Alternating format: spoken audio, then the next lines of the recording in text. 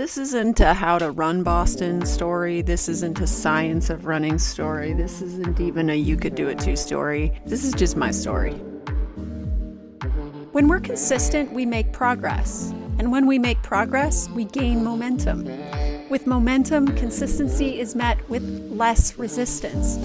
And before long, we're stronger, fitter, we feel better, and our entire relationship with exercise is different because we're different. We're not people who struggle to exercise anymore.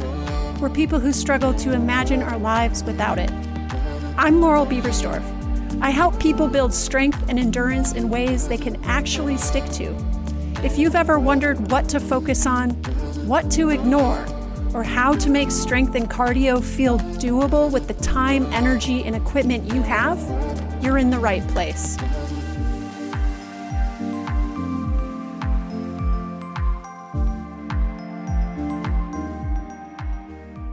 One of the things I love about taking on big physical goals is that they require a combination of planning and strategy, but more than that, a willingness to trust a process long before you know whether it is working or not. And they also require a ton of patience. You make a plan, you put in the work, and for months, you don't really know how it's all going to turn out. I mean, hopefully you get some signs along the way and you interpret them correctly and you adjust accordingly, but you don't really know how it's all going to turn out until the very end. You have to trust, and all the while you gotta train your butt off. The other thing I like about long-term goals is that a lot of life happens along the way. A lot in your life can change in a few months or a few years. And so a big part of seeing a long-term goal through to the end is being able to ride the waves of life's ups and downs while you chip away at this goal. And I find that in many ways for training, my efforts, the days of running, the weeks of running, they kind of became a part of my story during certain parts of my life. I like to think of it like an embodied backdrop. They even brought more meaning to the things that were going on, or they at least helped me gain some perspective on the things that were going on, to process the things that were going on, to stay grounded. I think this is generally true for an activity like running, which can be pretty tedious. There's a ton of time to think and introspect. Also, a lot of it is done outside, and nature has a way of letting thoughts roam. But I feel the same way about strength training too, that there's a struggle in the exercise sets that can be a processing tool for the struggle in life. And I find that strength training is where I'll often kind of leave with a little bit more confidence to be able to meet life's challenges. I'm reminded that I'm strong. I'm reminded that I can handle it. Running is where I get to feel my feelings and process stuff that's rattling around in my little brain. So this is my story of training for the Boston Marathon. During this process of training for Boston, I lost my father. Now, I've got to tell you about my dad because he's a big part of why I set this big goal.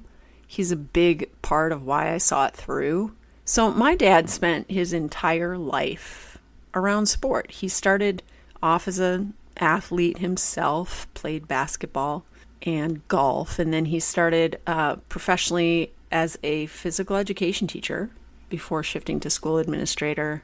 But even after leaving physical education behind professionally, athletics always remained a part of who he was. He was a standout high school basketball player. He later coached a men's volleyball team to multiple state championships. And even decades later was still one of the best golfers in our little rural area of Wisconsin.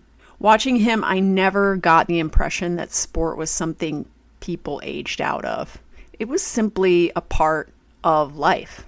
And he never had to tell me that physical activity was important, that being an athlete would be good for me, because he just lived it. In our house, learning new physical skills, practicing athletics, competing against each other, trying to get better at a sport felt just like what you do.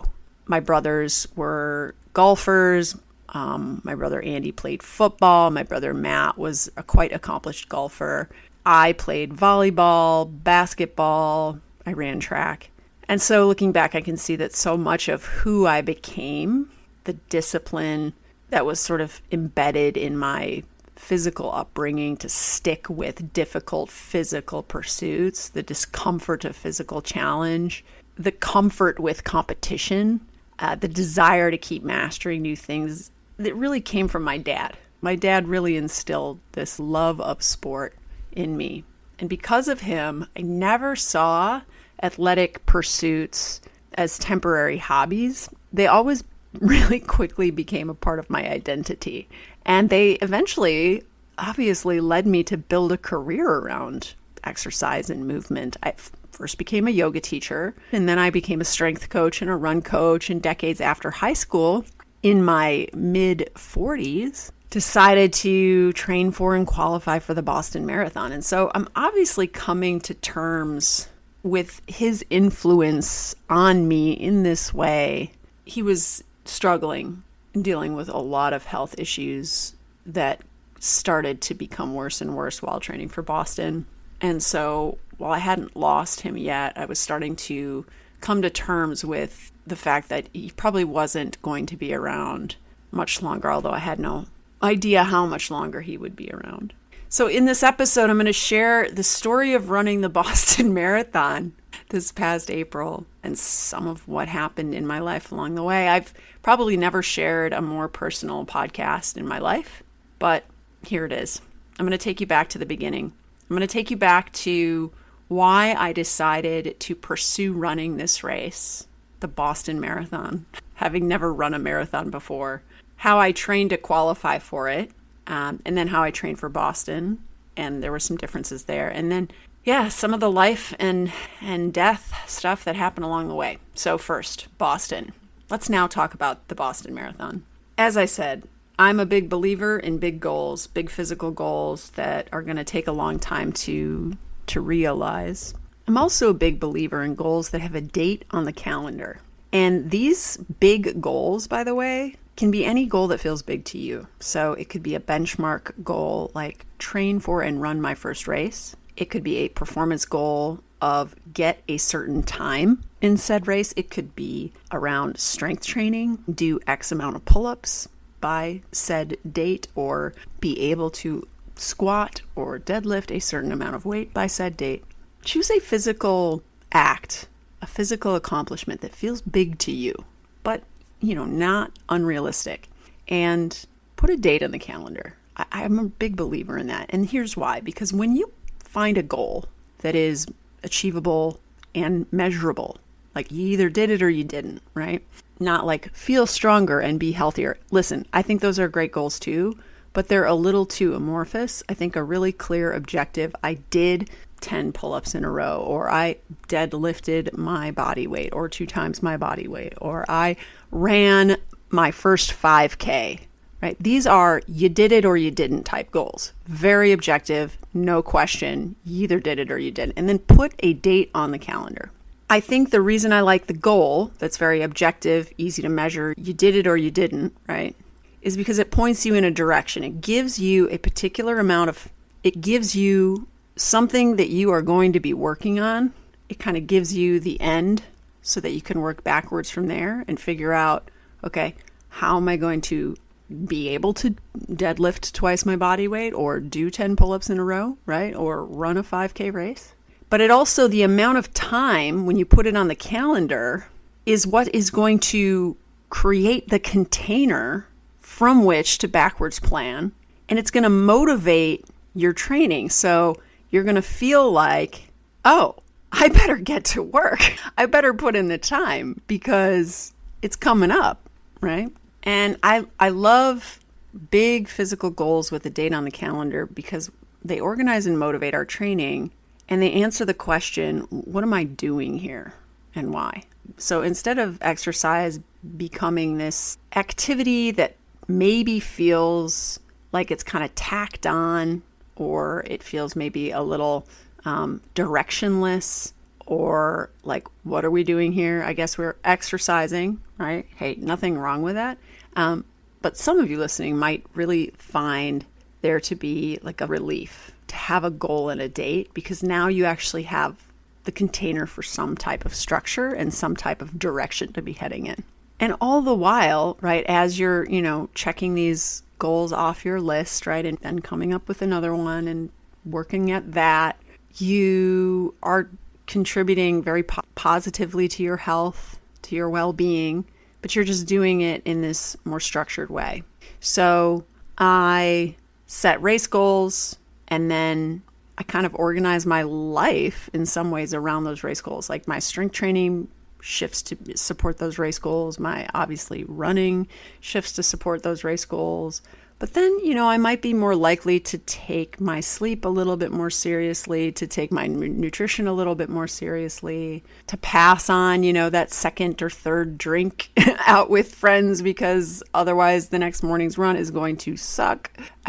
There's all kinds of ways in which having a goal on the calendar can have this really positive downstream effect on your life and your lifestyle in general. So that's another reason that I really like these long-term, tough physical goals that have a date on the calendar.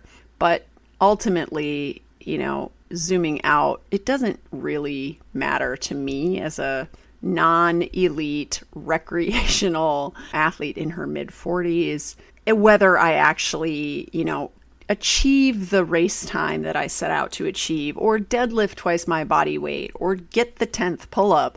I mean, I love the feeling when I do. It's super fun. But is it going to make or break me in terms of my identity and my self-esteem? No, it's not. Because again, I'm a 45-year-old woman who's a recreational athlete, and I really don't take myself that seriously. But I do take myself that seriously. So it's this kind of paradox. I like the goal. I like the tough goal. I like the structure of the time that I'm going to need to train for it. And I take all of that seriously, but I don't attach my identity to whether or not I actually hit the goal. Because some of the goals that I set for myself are actually kind of tough to the point where even if everything goes right, I still might not hit it. And that is okay, because what's happening along the way here is a lot of really positive health promoting behaviors and habits. And so it's just simply a way I like to organize my training, organize my exercise. Not always. I definitely had 2 months between now Boston and maybe looking ahead to a November half marathon where I kind of just, fucked around exercise wise, didn't really have, too much structure, kind of drifting a little bit more toward a bodybuilding approach and strength training, which has been super fun. Running a little bit every week, not following a plan per se. But all of this to say, I don't think that every month of the year should be structured. And I don't even think any structure should be, shoulded on anyone, because everyone is going to obviously be a little different in how they like to think about exercise and bring it into their life. But I have to say there is something quite powerful about a couple of months out of the year being very goal-oriented and structured. Okay, that was a tangent. Now we're going to get back to talking about this race and to talking about qualifying for it. So a year and a half before I ran Boston, which was on April 20th of this year, a year and a half before that, I had it in my mind that I might be able to qualify for Boston. And here's the thing. Before I started running in my 40s, so that was right around the time I moved to Huntsville, Alabama, I didn't even know that running Boston was this big deal amongst recreational runners. I've heard of the Boston Marathon. Who hasn't heard of the Boston Marathon? I knew of it. I didn't know that it was such a big deal amongst recreational runners. But then I started running in run groups around Huntsville, and people would talk about running Boston. It's oh, interesting. Recreational runners have to qualify. I had heard that maybe there was lotteries or whatever. And so anyway, I got curious. I was oh, qualifying for Boston. So what are the qualifying times? And so I was looking at the qualifying times and realizing that okay, according to these pace calculators, which you can look for online or apps for your phone, you can type in your race time for a particular distance, and it will predict what your race time could be for a longer or shorter distance. And so I input a half marathon race time, or I might have input a 5K time that I thought was pretty decent. Either way, I probably put in some 10K, some 5K, some half marathon times that I thought were pretty good. And the outputs I would get from the calculator suggested that I might be able to qualify for Boston. But here's the thing, you have to qualify for Boston with a marathon time, and I had not yet run a marathon. And there's a very big difference between running a half marathon, which is 13.1 miles, and then running a marathon, which is 26.2 miles, which is basically running 2 half marathons. So I was like, okay, listen, there are different ways of being fit as a runner. I don't know how I am as a marathon runner, but it looks like I have a prayer, a chance in hell of maybe qualifying for Boston. And you know what? I haven't run a marathon yet. It might be kind of fun to try. So I consulted my other half and said, how do you feel about me being pretty intense about training for a marathon to qualify for the Boston Marathon? And like usual, he was like, okay. So that's what I did. And so I spent a little time finding the right marathon to use as my qualifying marathon for Boston. Obviously, I don't want a super hilly marathon. I don't want a marathon where it's probably going to be pretty hot. I want something that is cool. This was around December, January when I started to think about qualifying for Boston.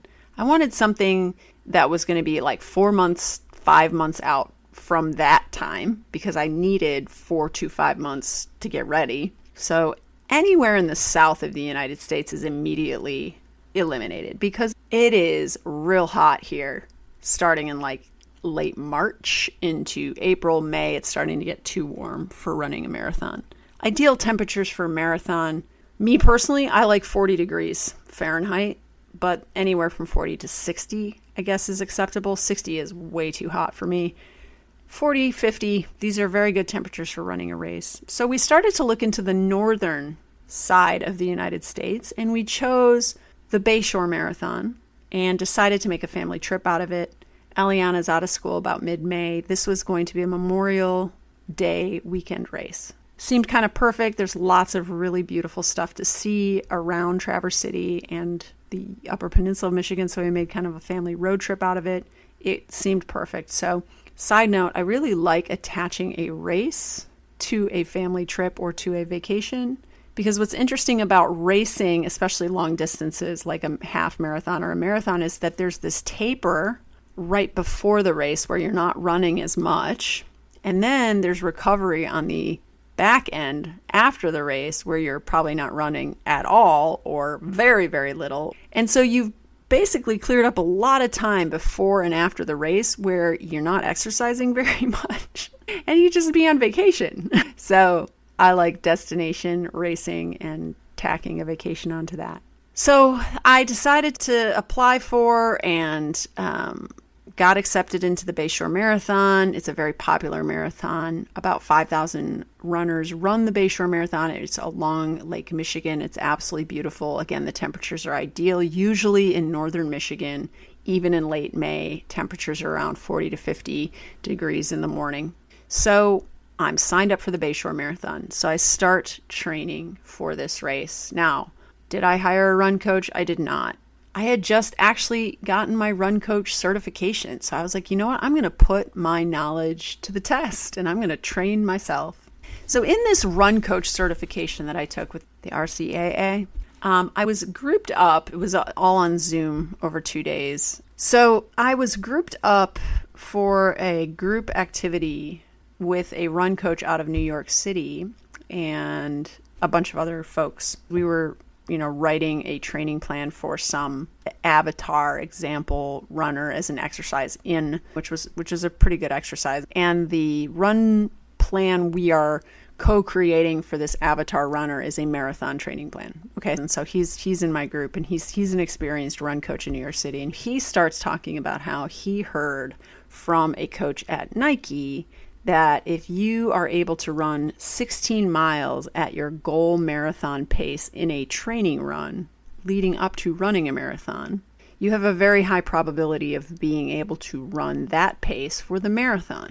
He says this, which is something he heard from somebody who heard it from somebody else. Like, listen, this is not usually how I deal with information, folks. Like, I'm not usually like, let me base my entire training plan around hearsay. But it stuck with me. This is definitely not how I felt that people in Huntsville were training. Typically, runners will separate out their faster running, their harder running into a shorter run during the week, and then they will do a long, slow run to get the mileage, 18, 19, 20, 21, 22 miles before the marathon, just to put that time into your body of running, being on your feet. And then separately, then they run these faster runs in a separate workout. That was kind of the structure that I was given in some of the run plans here. Well, here the idea is we're actually going to be bringing in these harder intervals during the long run. And it's not going to be like a fast interval of like maybe you would think like a 5K or 10K or even half marathon pace. It's going to be marathon pace, which is that middle zone 3, right? It's fast. It's not easy, but it's also not taking you to that unsustainable point of, energy expenditure and respiratory rate and heart rate. It's that marathon pace, right? And to bring in this marathon pace to the longer run. And he said 16 miles. So early on in the training plan, we're gonna run 2 miles at goal marathon pace, broken up into half-mile intervals. And then we're gonna run, 3 and 4. And then as the weeks go by, every long run has these goal marathon pace intervals in them, and they're steadily getting longer. So we're not running for half-mile chunks. Now we're running for mile chunks or 2-mile chunks or 3-mile, but they're also becoming more of a higher percentage of the long run itself. And the amount of mileage that we're spent running at goal marathon pace is increasing over time as well. And then, and this is very traditional, the long run is getting longer. So the long run gets longer in these, what I understood to be more traditional marathon training plans or even half marathon training plans, right? You might start off with a long run of 6 miles. Then the next week it's 7 miles.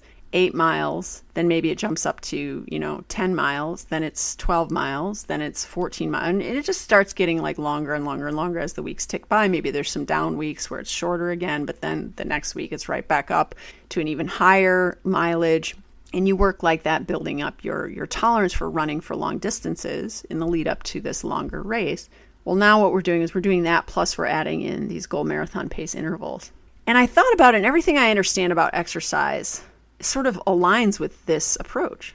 Like, yeah, it's specific to the pace. So it's going to be specific to the energy requirements, specific to the, biomechanical requirements. It's going to be specific to the resilience requirements of like having to hit this pace in longer distances. It's going to be something that's going to really test my fitness and show me if my pace is realistic, because I'm going to get a very close to real life test of my ability to hold this pace for upwards of 16 miles in a long run. Like, if I can't hold this pace for 16 miles in my long run, yeah, maybe I won't be able to hold this pace for 26.2 miles in the race, okay? So I was very intrigued by the idea. I took it and created my own plan, progressively building up my goal marathon pace within the longer run, week by week by week. I wrote out my whole plan on a spreadsheet. It's really simple. You start with the race date, then you build in the taper, and you decide what you want your peak mileage to be, and then you plan your long runs backwards. And then from there, you fill in what your other types of runs will be. Maybe it's going to be some threshold runs where you're running at that more unsustainable pace for certain bouts of efforts during a shorter run, And so that's what I did. I created my own plan. I think it was a 16-week, 4-month plan. And my peak mileage I set for 50 miles. I didn't quite hit it. I hit 47 miles. My longest long run, I managed to successfully hit 4x4 miles at goal marathon pace. I believe I had a 1-mile recovery in between. So that would put me exactly at a 20-mile run. And so I was able to do it. Now, my goal marathon pace that I set for myself was a range because I still wasn't quite sure what I would be able to do. So I picked the pace that I would have to hit to qualify for Boston with the buffer that I needed. So the qualifying times for Boston are a little bit misleading because runners now have to run under those qualifying times to be admitted because too many people are able to reach the qualifying times. So my qualifying time was 3 hours and 45 minutes, but I knew I needed to run at least 7 minutes faster than that because the year after the pandemic, when the Boston Marathon had been on hiatus for a year or two, so many people wanted to run Boston that the cutoff time was 7 minutes faster than the stated cutoff time. So I was like, okay, I need to run at least a 3:38 to qualify for Boston. And then I'm safe. Then it's like very, very likely that I'll be admitted. So I just figured out what that pace was. So then I decided, okay, my goal marathon pace is going to be an 8-minute to an 8-minute and 20-second mile. And I managed to do it. I ran that last long run of 20 miles. I ran 4 rounds of 4 miles at my goal marathon pace. And I think I even had that goal marathon pace of 8 minutes and 10 seconds. So I was like, okay, I'm feeling really freaking confident, folks. I think that I might qualify for Boston. Keep in mind, this is a 20-mile long run. 16 miles of it, I'm hitting that goal marathon pace. And so as it turned out, I did. I went, race conditions internally were good. I was not sick. I felt strong. I carb loaded correctly. I slept well, despite sleeping in a hotel with my daughter and my husband. And I felt like ready to rock. And I rocked it. And I qualified for Boston. I ran a 3:35. So way under the cutoff time. All right. So I qualified for Boston in May of 2025. Actually, like late May of 2025. And then I'm going to run Boston in April of 2026. That is about a year in which, I have time. And I did not start training for Boston until January of 2026. So what I then decided to do was to try to run a sub 7-minute pace 5K in the fall. I thought that would be a good way to kind of mix it up, train a totally different race distance, push a totally different pace. And I ended up hurting my foot during that process. I have a couple of theories around why I hurt my foot. One theory is that I wasn't doing enough single leg strength training. Another theory is that I wore my super shoes a little too often and tried to run fast a little too often. And I think I actually overcooked my pace on the treadmill. So overcooking your pace on a treadmill is super easy because you cannot self-regulate your pace as easily. On the road, when you need to slow down, you just slow down. On a treadmill, you got to hit a button to slow down. So if you're going to get that pace goal that you set for that workout, by golly, you're not going to hit that button. You're just going to hold on for dear life and keep the legs turning over. And I did that probably a little too often in attempting to PR my 5K. By the way, I'm training for this 5K in the middle of summer. So again, it's the summer of 2025. I do feel that I gave myself enough time off of the Bayshore Marathon and that I built up to that 5K training gradually enough. I don't think that's what caused the foot injury. I think what caused the foot injury was overcooking my pace, wearing my super shoes a little too often, and not doing enough single leg exercises. So I ended up hurting my foot. And the injury was interesting injury I've never had before, which was like an injury that felt like it was shifting from the inner arch of my foot to the outer arch of my foot, right? So it's probably one of like my either peroneal or tibialis posterior tendons that was aggravated, maybe both.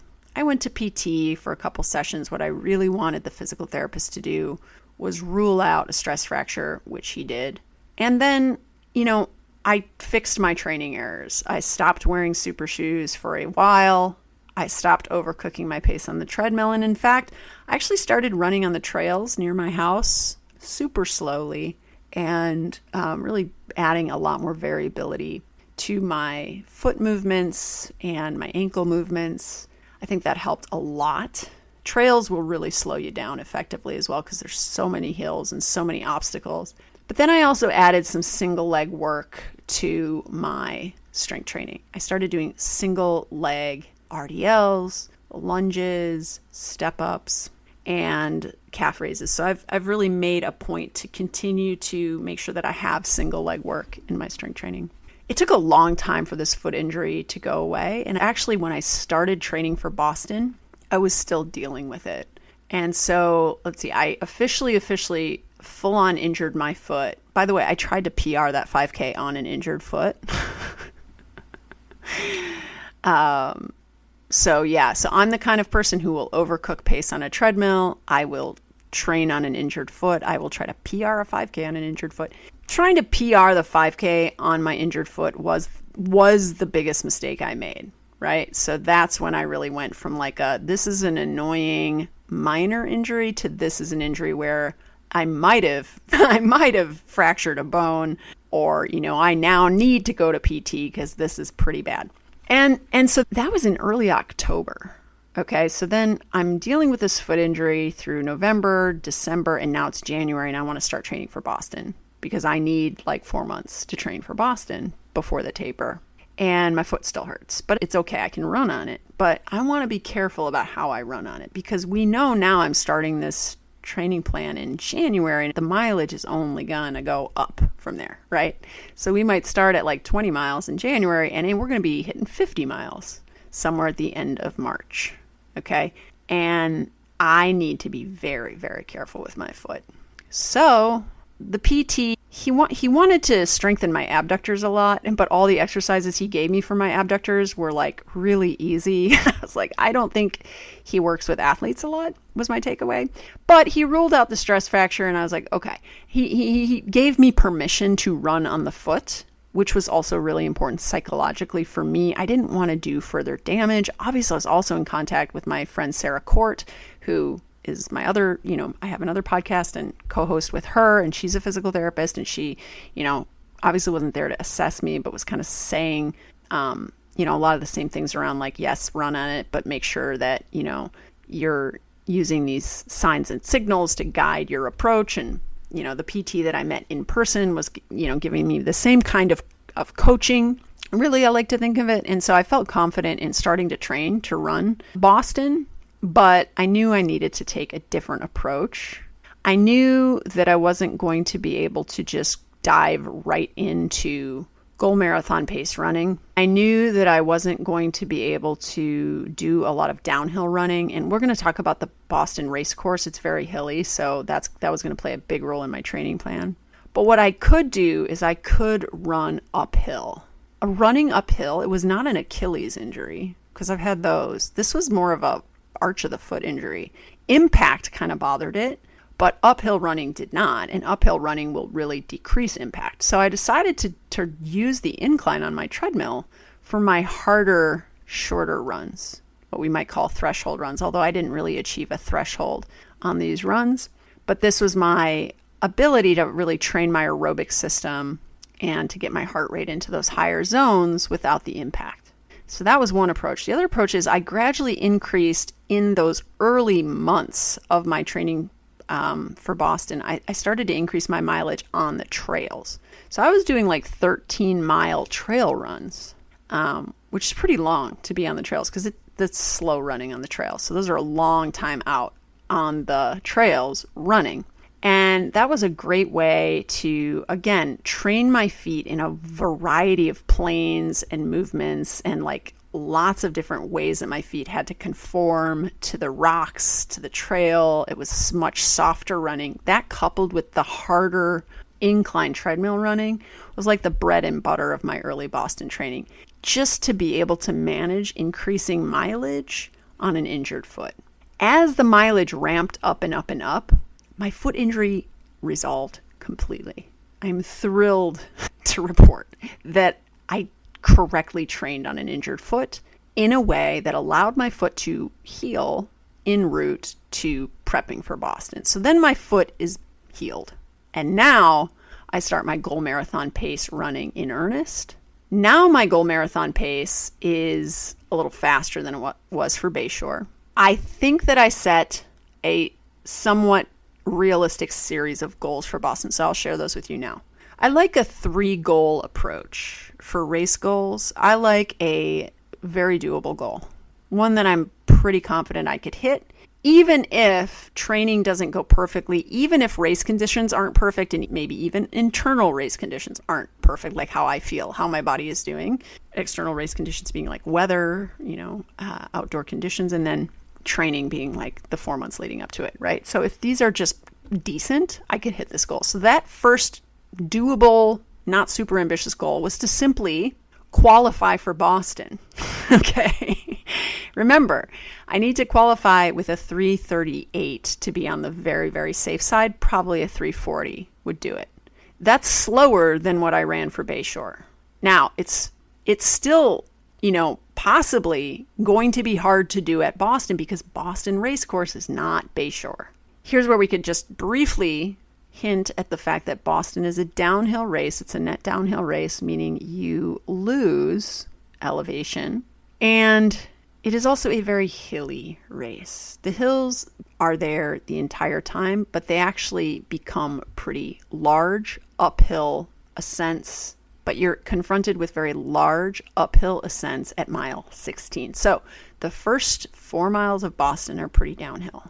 Then it kind of evens out and they're rollers. You're hitting some hills, but they're not super big. There's uphills, downhills. Then at mile 16 are called the Newton Hills.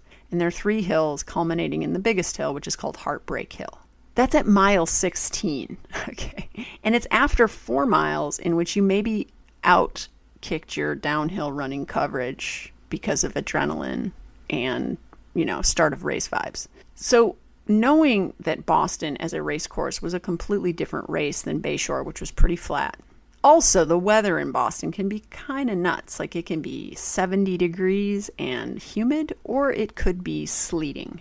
You don't know what you're going to get. So I thought, okay, my first unambitious race goal is going to be still possibly kind of hard to do. At Boston, I'm going to qualify for Boston with a 3:40 or faster. My second more ambitious race goal number 2, middle ambition, was to beat my first marathon time of a 3:35:29.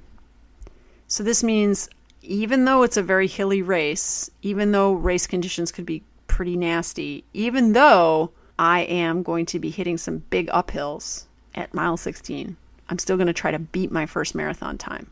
That's going to be tough. I'm really going to have to work for that because this is in my opinion, a harder race, especially for a newer marathoner, which I am. My third one was to run a sub 3:30 marathon, which is fast. That's cooking. That's cooking. That's running a sub 8 minute per mile pace. That's going to be tough. That's going to be cross your fingers a little bit. But I was like, listen, I am a new marathoner and progress is pretty steep. The learning curve is steep. Fitness gains are steep when you're new at something. So I was like, hey, maybe I haven't really even gotten close to tapping my potential as an endurance runner, and maybe I could do it. Maybe I could pull off a sub 8 minute mile pace for 26.2 miles. Crazier things have happened. All right, so my foot injury resolves. We're back to that part of the story, and I start working on my goal paces, and I'm threading in these intervals of goal marathon pace into my longer runs. And I'm doing it on like 4 or 5 mile loops around my house this time because it's very hilly around my house. So I want to have that specificity of the race course of the hills, and they're rollers, similar to what most of Boston is like. And I'm trying to hit my pace on some of the bigger uphill climbs around my neighborhood, right? And so I'm going, if it's a 5 mile loop, I'm going 2 times around. And then eventually in the training plan, I'm going 3 times around. And I'm hitting all these hills, as I go. And then I'm hitting it 4 times around for a 20 mile run. And was it a little boring? Yes, it was a little boring. Was it nice to be close to my house? Yes, it was nice to be close to my house.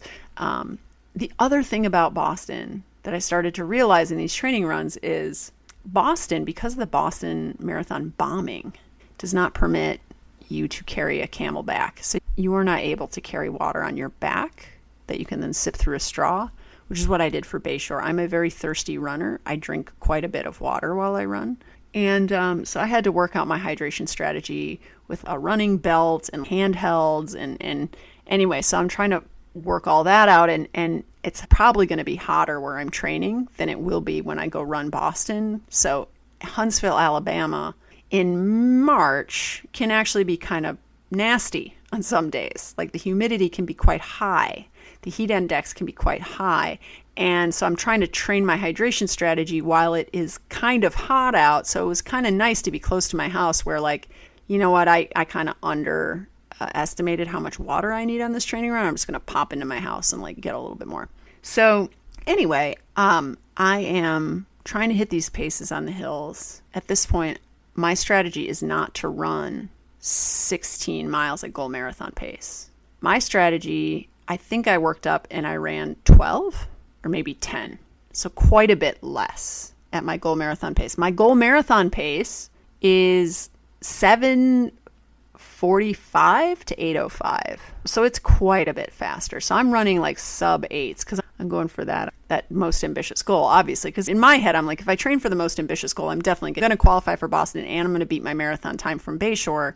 And I might run a sub 3:30. And so it's going okay, but I get the sense that I don't have the fitness. I'm starting to understand that I might not have the fitness to hold that sub 8-minute pace for 26.2 on the hills. But at any rate, I also know that I need to do some pretty serious downhill running for Boston as well. So again, no end in hills around where I live. Thankfully, I live in the perfect place geographically to train for Boston. The geography of this place really supports being able to find a long descent to really train the quads for the, fatigue of running Boston. It's called the repeat bout effect, right? So the idea is if I know that I'm going to be doing about 4 miles downhill at the start of Boston, it's not all downhill, but it's pretty dang downhill, and some of it's quite steep. Well, then what I can do is I can utilize the repeat bout effect, which is expose my quads to downhill running progressively over the training period so that my quads become more fatigue resistant to downhill running. The repeat bout effect says that as we repeat certain bouts of a specific type of exercise, our bodies experience less fatigue while doing it. Okay. So I did a lot of downhill running. I did a fair amount of uphill running. I did a lot of training for this race, and I ended up peaking at over 50 miles. I think it was like 55 miles, which was the highest weekly mileage I had ever hit as a runner. All the while, I'm obsessed with learning the race course.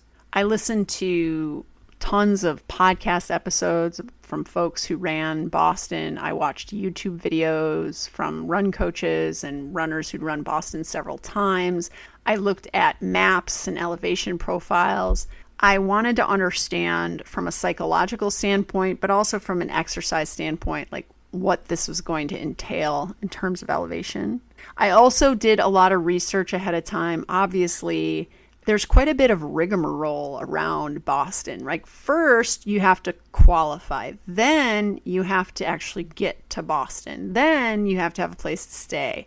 Then you have to figure out how to get to the start line. And that, my friends, is a whole rigmarole. Okay, so it's actually really well organized. Boston, again, is the longest running marathon in the United States. It's been going on for, I think it was like 130 years. Like they got it worked out.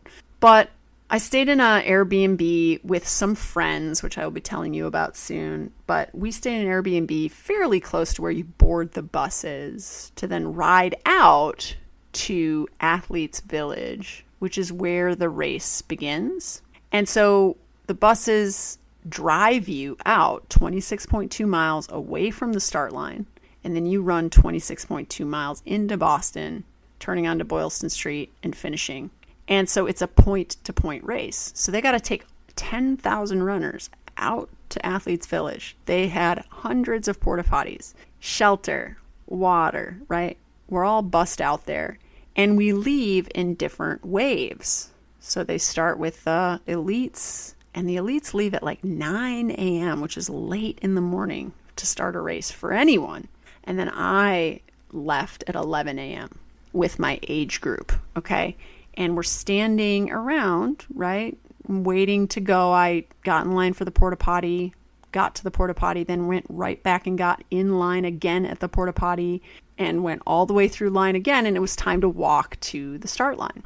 Because it is April in Boston, the weather can be chilly, so I'm wearing a lot of clothes that I plan to donate over top my race clothes. I'm carrying my super shoes around my neck and wearing a pair of donatable shoes on my feet, right? So there's a lot of strategy and planning that go into this. All the while, I'm very careful about intake of carbs, intake of caffeine, intake of water, and prepping my body to be able to push to the limits and endure 26.2 miles.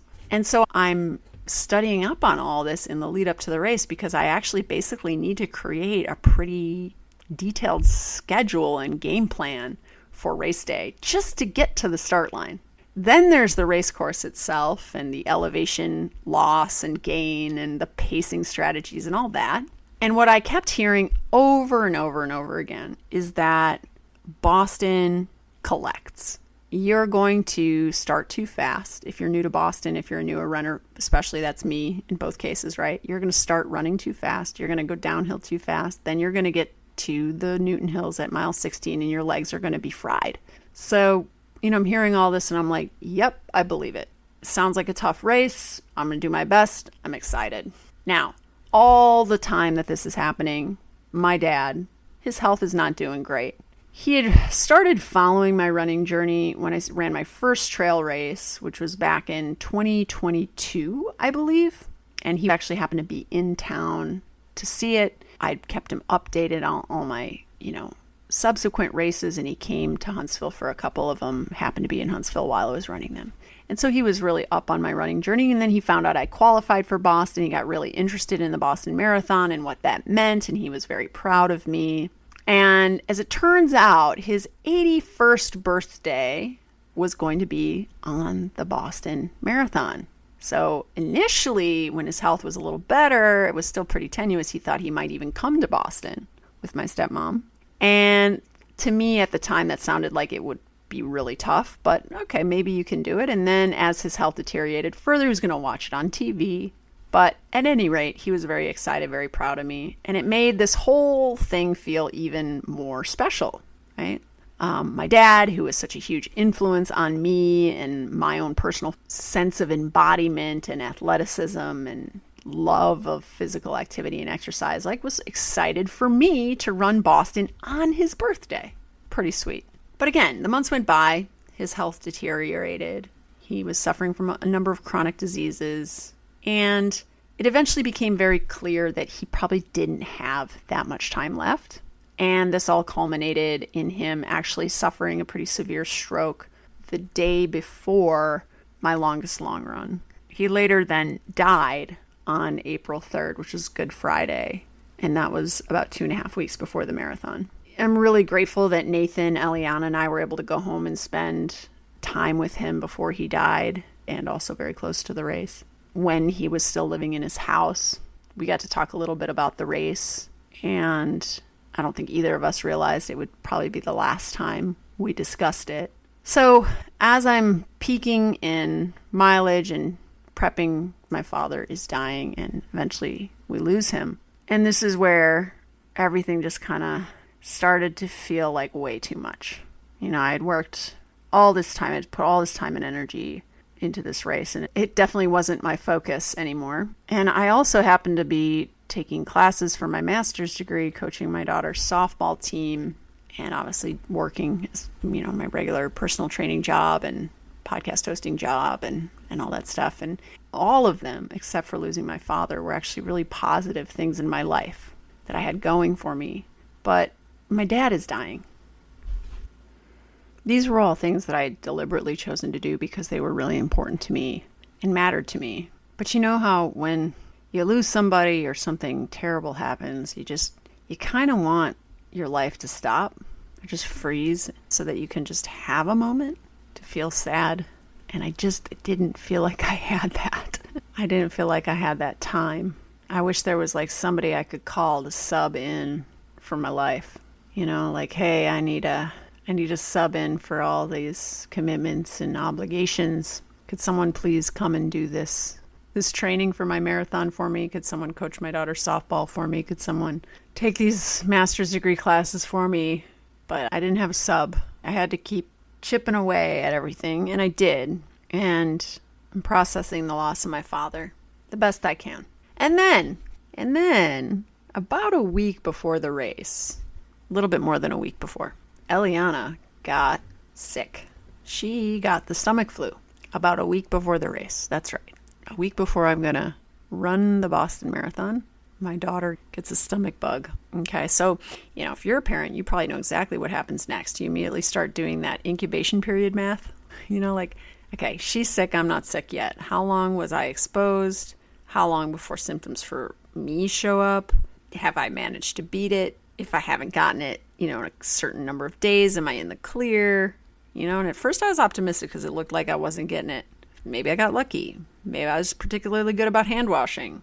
Maybe this thing had moved through the house and it skipped me. My husband didn't get it. And then a few days later, nope, I'm not special. I got it too. I got it the Tuesday before the Monday race. And the timing could have been a little bit worse, but it was about as bad as it could be. So I immediately went to the doctor to see what we would do and we could do. And she told me there wasn't much to do except stay close to the toilet. Those are her exact words. And wait it out. She did say she was fairly optimistic that I'd recover faster than Eliana had. And she thought there was still a reasonable chance that I'd be able to run Boston. But her biggest concern was dehydration. So her advice was drink as much water as you can. Take these anti-nausea meds. Try to eat as much as you can. Take in the electrolytes. And yeah, so at the same time, my friends from back in elementary school, Shelley and Tara, were preparing to travel to Boston with me to spectate. They've been following my whole marathon journey from the beginning. They knew me as athlete Laurel in school. They were making plans to kind of make a vacation out of this. And I had to let them know that I had the stomach flu. I told them I'm going to go no matter what. I might be sick, but we're not canceling the Airbnb. We're not canceling the trip. We're going to see each other in Boston. And my friend Tara, who is a nurse, asked me, well, do you want me to check a bag and bring you IV fluids? And at first I said no, because it sounded really extreme. But then there were some people on Instagram who mentioned it, and my cousin, who's a vet tech, mentioned it and was like, you might want to get IV. And so I called Tara back and I was like, listen, I changed my mind. I think I do want you to bring IV fluid. So she brought her IV fluid, she brought her medical equipment, and man, I'm really glad she did. So here's the thing. Race week, which is where we are right now, I have the stomach flu. It's Tuesday. Race week is supposed to be the easiest week of marathon training. You're tapering, right? The hard work is already done. The hay is in the barn, as they say. And now you rest and you carb load and you spend your time, doing some running, nothing too strenuous, staying hydrated, getting ready for race day. And I found myself feeling horrifically sick. The norovirus is likely what I had, and it is no joke. And what made it especially difficult was the uncertainty, because at no point leading all the way up until the race did I know whether or not I would be able to run it. It would have almost been easier if I had known that I definitely couldn't run it. But I had this question mark in my head that I might be able to. So I feel like total shit. I'm not holding anything down. I'm on the toilet a lot. I have terrible stomach cramps and abdominal cramps. I have no energy. I'm barely eating. I'm losing weight. And I need to run a marathon on Monday. I started seriously revising my goals. My goals got edited down quite a bit. And I kind of ditched all of them and was like, what would be an amazing goal is if I just crossed the finish line and got the medal, got that beautiful unicorn. The symbol of the Boston Marathon is this bright yellow unicorn, which I love. So I decided that I would try to walk it, walk it, really, and maybe complete it in 6 hours before they sweep the course and force everybody to stop after a certain cutoff time, which I think is around 5 p.m. So if I start at 11 a.m. and I have until 5 p.m., that gives me 6 hours. I calculated out that I could probably do a run-walk combo and make it across the finish line. Of course, stopping at the aid stations, drinking as much as I needed to, eating whatever the hell I wanted to. And that was the goal. This is pretty devastating for me at this point, but not nearly as sad as losing my dad, because right now everything just feels bad. Everything feels hopeless and sad and dark. And, I had spent months planning for, training for, studying the course, organizing every single detail I could think of. I end up getting the stomach bug. And my dad, who's very excited to see the race, is no longer with me. The lowest of the low point was probably at the airport en route to Boston. I think it was in DC. I still feel terrible. It's Saturday afternoon. I still can't really eat very much. And I found my way into an airport bathroom stall to just basically cry for about 25 minutes. It felt good to cry. Hey, I was almost to Boston. I was at least going to get there. and I was genuinely looking forward to seeing my friends. So I carried on, very gratefully positioned on the airplane into Boston right next to the bathroom because it was still, yes, folks, that bad on Saturday. Race day is Monday. Plane lands in Boston. I'm physically there. Mentally, I'm still real shaky. And this is exactly the internal conditions that friendship is for, because my friends showed up. When my friends got to Boston, everything changed. They were in party and vacation mode. They were very happy to be there. They were very excited and curious to see me. They had a lot of jokes and a lot of funny comments to make. These women are a lot of fun to be around, and they started lifting my spirits. They brought signs that they were going to hold up during the race, and they hung around the Airbnb. They designed a custom t-shirt with a quote from my dad on the back. There was an air of irreverence and excitement and, taking the piss out of me every chance they got, which is what friends are for, and doing all the things that friends who have known you your whole life do when they know you're struggling, and they want to help carry some of that emotional weight. What my friends did for me mentally in Boston was exactly what I needed, and things just started to turn around from there. Because for the first time all week, I started to feel like myself again. I started thinking about the race instead of the illness. I started feeling excited about being in Boston and getting to spend the weekend with my friends in honor of my father.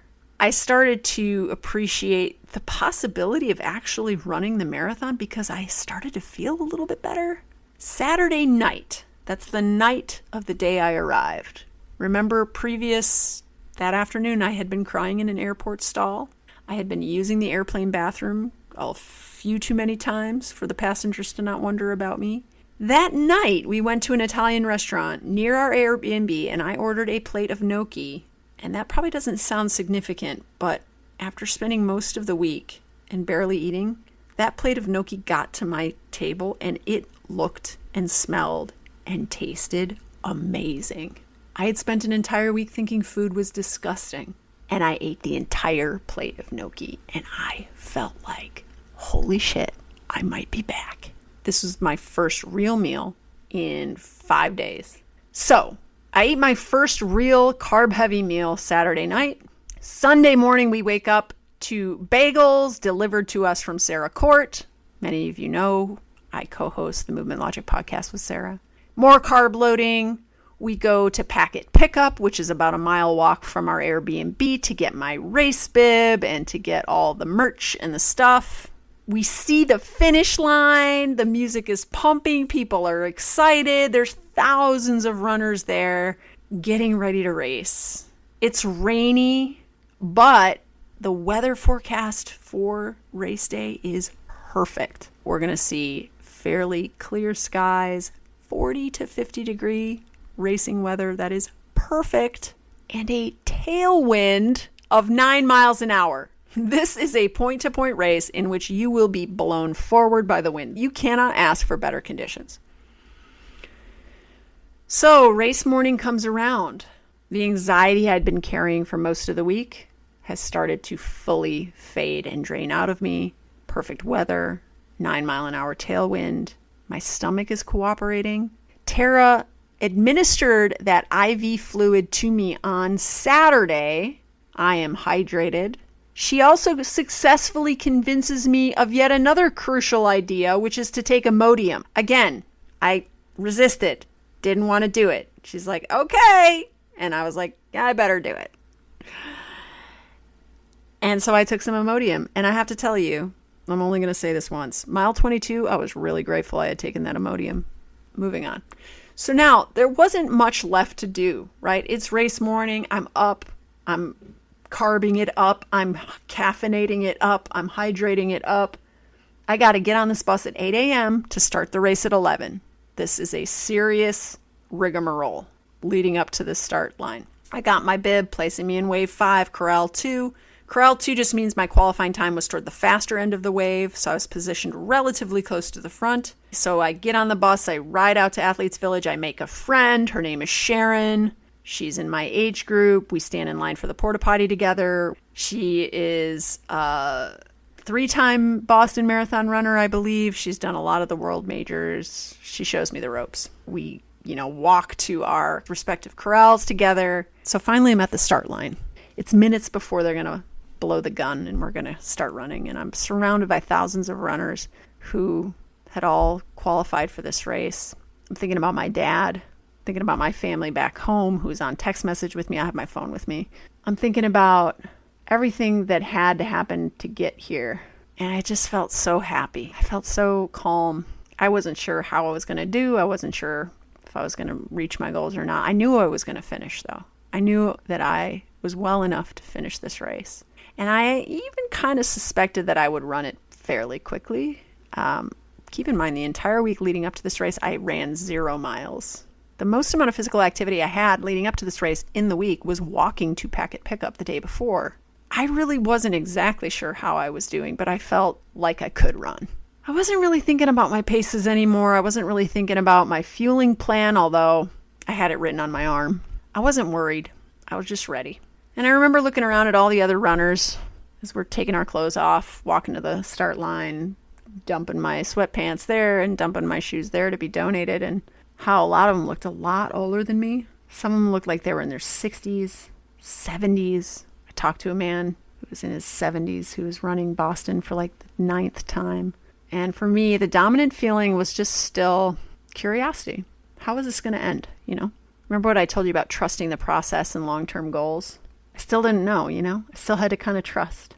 I had to trust that the training was there despite having not run it all the week before. I had to trust that the carb loading that I got to do 2 days before the race was going to offset the 5 days of not eating enough. I had to trust that my medical professional friend was right about the IV and the Imodium. I had to trust that I would be able to find it, to find whatever it is, to keep going. I thought of my dad. I thought of his voice. My dad has a very loud, booming voice that I remember hearing from the bleachers, playing basketball, playing volleyball. He'd be louder than everyone else, just unleashing passion in the form of his shouting and encouragement and sometimes yelling at the refs. I thought of my dad. I thought of his unbridled enthusiasm for competition.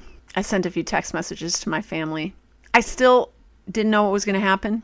There were so many unknowns, but I knew that I had done everything I could to prepare. I knew that I had been through a lot. So as we stood there waiting for the race to begin, I remember thinking one very simple thing. I'm going to enjoy the fuck out of this. I'm going to soak this in. So the race started. And almost immediately, I got very carried away. I was surrounded by people. Very close quarter running. Downhill quite fast. My pace got up to close to a 7-minute pace at one point, which is way too fast. And for the first 4 miles, it's a lot of downhills. It's a lot of fast running. The weather's beautiful. The crowds are amazing. One of the quintessential draws to Boston is the spectators, the crowds, and the fact that you run through all these different towns for 26.2 miles en route to Boston. So you go on a journey. The first 10 miles tick away quickly. My friends are positioned, I believe they were somewhere around mile 11 or 12. So they held up their funny signs and cheered me on. And then I kept running, for probably another 2 miles, feeling pretty strong. And then I think I started to lose my legs a little bit around the 14 to 15 mile mark.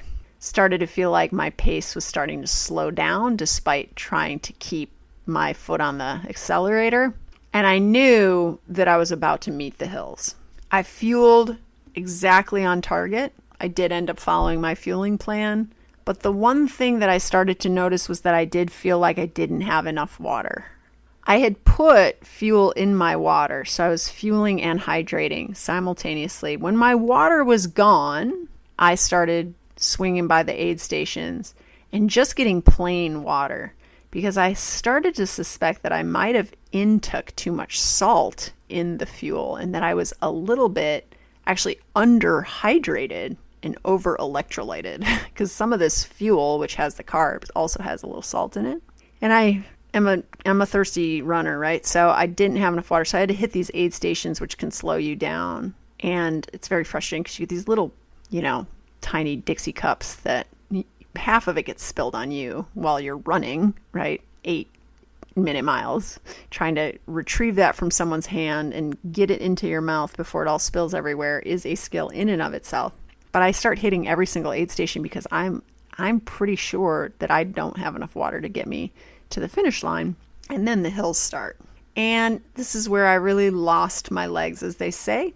And I actually physically lost my legs. I actually started to feel a kind of feeling that I've never had while running, which is not a cramp, but it's like an inability to get your legs to work correctly. Like I started to feel like I was losing connection with some of the muscles in my calves and hamstrings.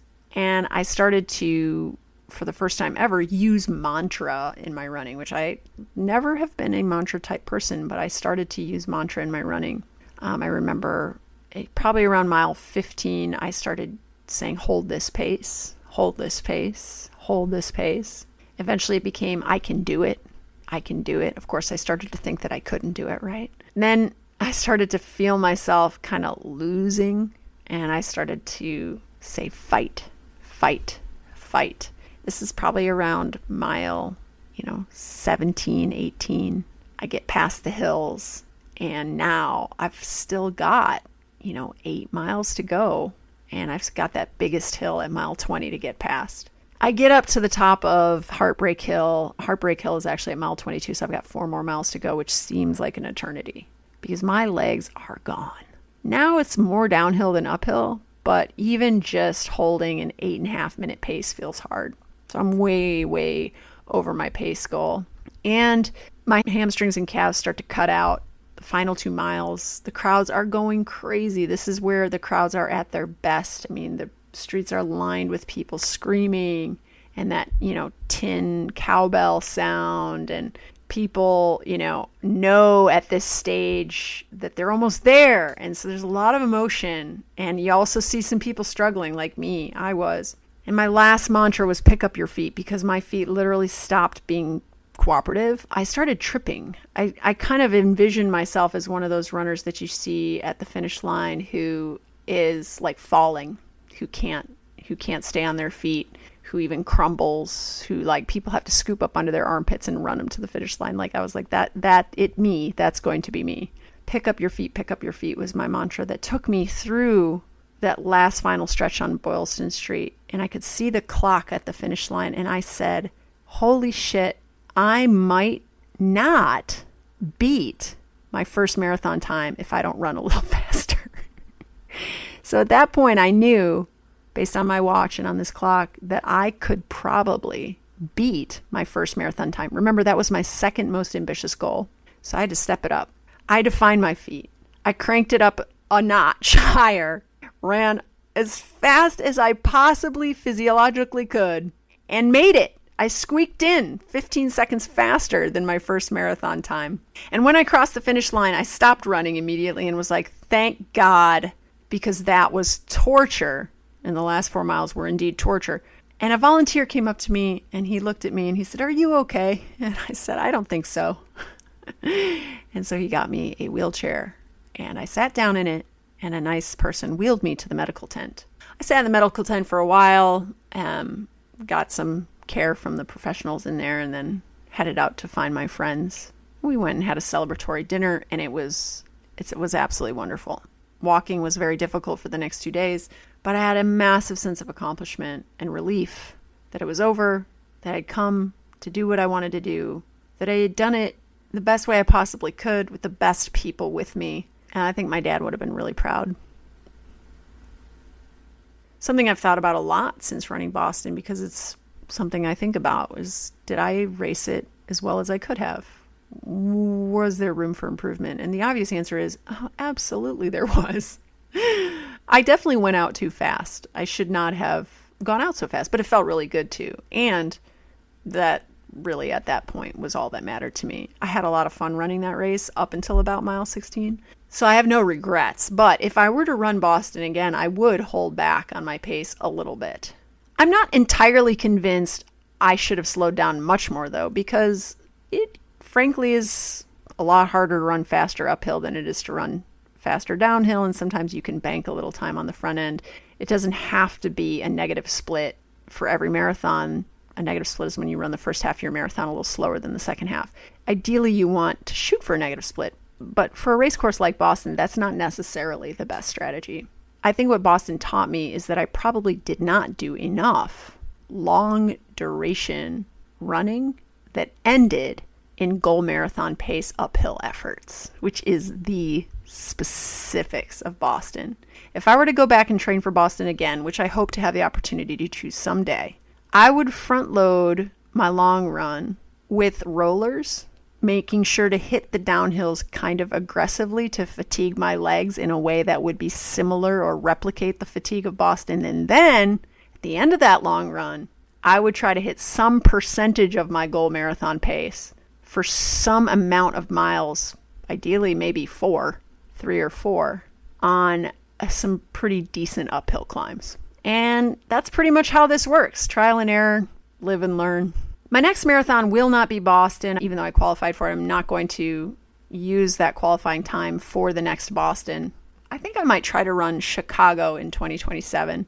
I have qualified for Chicago with this previous Boston, so that gives me a lot of time to play around with other race distances and not have to plan for Boston, which is a bit tougher than Chicago in a number of ways. Chicago's close to family. It's a very flat course, and it's not a point-to-point. So the time leading up to the start line on race day is going to be much shorter.